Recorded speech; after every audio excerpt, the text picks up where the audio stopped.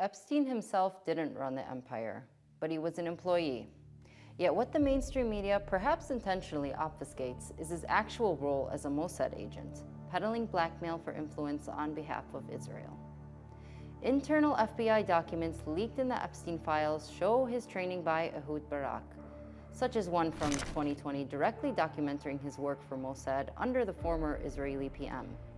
His associate and recruiter, Ghislaine Maxwell's father, Robert Maxwell, was so compromised by Israel that the Mossad likely killed him when he threatened to expose them if they didn't pay him $400 million. He was found dead, naked in the ocean. Epstein wasn't America's first industrial-scale pedophilic sex trafficker either. In fact, settler colonial America was founded on the OG sex trafficking criminal, Christopher Columbus.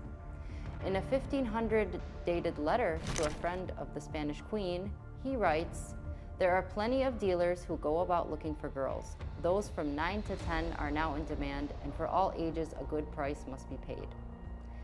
It reads just like an Epstein email. Sexual slavery, human trafficking, and genocide are as American as apple pie, with the foundations of the U.S. sustaining throughout its historical development the same brutal force applied to maintain imperial control domestically and later internationally. The files reveal a trove of information disclosing Epstein's contact with various public officials, academics, and celebrities, riddled with creepy, horrific, and disturbing references to trafficking and raping minors. Epstein's racist and Jewish supremacist undertones are also shared by his buddies in the ruling class, believing the rest of society to be beneath them, with an obsession with eugenics and race science. While Epstein and his cabal were using these ideological tendencies to construct far-right subcultures on the web through platforms such as 4chan and Nepal, Epstein was channeling funds to Israel through the Wexner Foundation. One internal FBI memo deals how Ehud Barak, former Israeli PM, trained Epstein himself as a spy. In exchange, Epstein advised Barak to cooperate with Palantir, the software used to genocide Palestinians on an industrial scale. Epstein and his buddy Bill Gates even discussed how to get rid of poor people as a whole in 2011. So despite the overwhelming evidence presented linking Epstein's activities to the Mossad and to American finance capital elites, politicians, and top celebrities, guess who mainstream media reports he worked for? Russia. Allegations that Epstein was a Russian plant suddenly popped up in headlines in early February 2026 after the release of the second batch of files. Despite having no factual basis, Western government officials quickly ran with the story.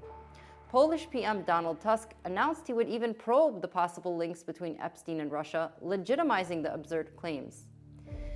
This perhaps might explain why Bill and Hillary Clinton have since agreed to testify in court after a majority of U.S. House Oversight Committee members voted to hold the couple in criminal contempt of Congress.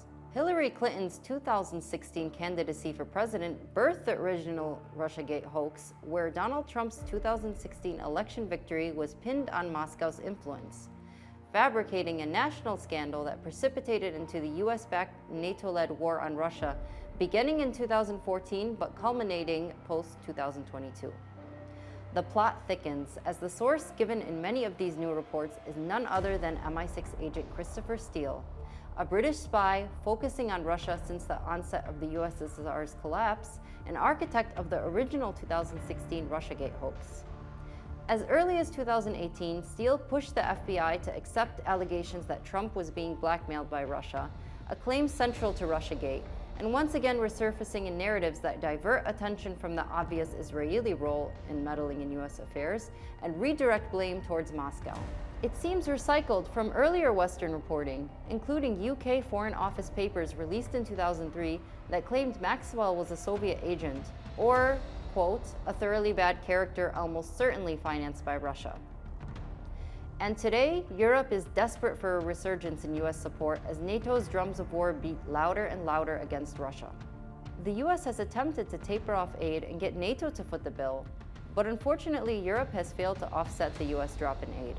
And again, ruling class collaboration will mean that Democrats and Republicans, Clinton and Trump alike, are expected to band together to push for a manufactured Russia link to push away attention from the real Israeli architecture behind the whole operation.